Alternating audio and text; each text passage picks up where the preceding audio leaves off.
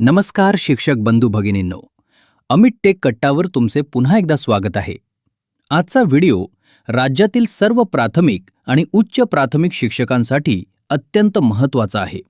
शिक्षक पदोन्नती आणि TET किंवा CTET पात्रतेसंदर्भात मुंबई उच्च न्यायालयाच्या नागपूर खंडपीठाने एक अतिशय महत्त्वपूर्ण निकाल दिला आहे.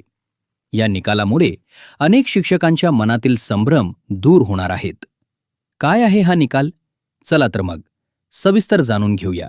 मित्रांनो, सर्वात मोठी बातमी म्हणजे शिक्षण संचालकांनी 14 मे 2026 रोजी काढलेले परिपत्रक न्यायालयाने रद्द ठरवले आहे. या परिपत्रकानुसार पदोन्नतीसाठी TET किंवा CTET उत्तीर्ण असण्याची कट ऑफ तारीख 1 सप्टेंबर 2025 ठरवण्यात आली होती. न्यायालयाने हे अमान्य केले आहे. या निकालातील 4 सर्वात महत्त्वाचे मुद्दे जाणून घेऊया. नवीन कट ऑफ तारीख.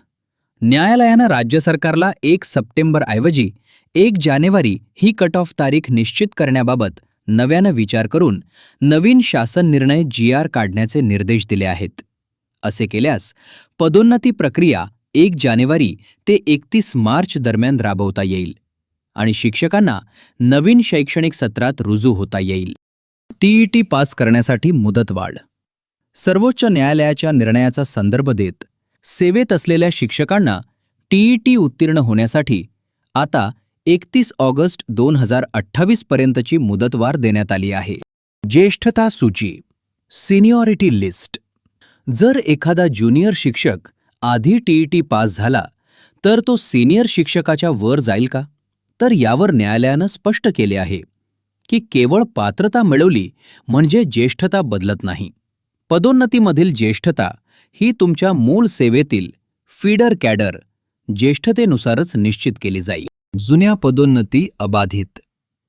ज्या स्थानिक स्वराज्य संस्थांनी यापूर्वीच पदोन्नतीची प्रक्रिया पूर्ण केली आहे त्यांच्या निर्णयावर किंवा झालेल्या पदोन्नतींवर या निकालाचा कोणताही परिणाम होणार नाही, असे न्यायालयाने स्पष्ट केले आहे. तर मित्रांनो, हा होता नागपूर खंडपीठाचा पदोन्नतीबाबतचा महत्त्वपूर्ण निकाल. जर तुम्हाला ही माहिती उपयुक्त वाटली असेल तर व्हिडिओला नक्की लाईक करा. राज्यातील सर्व शिक्षक बांधवांपर्यंत हा व्हिडिओ शेअर करा. अशाच नवनवीन आणि अचूक शैक्षणिक अपडेटसाठी अमित टेक कट्टाला सबस्क्राईब करायला विसरू नका. धन्यवाद.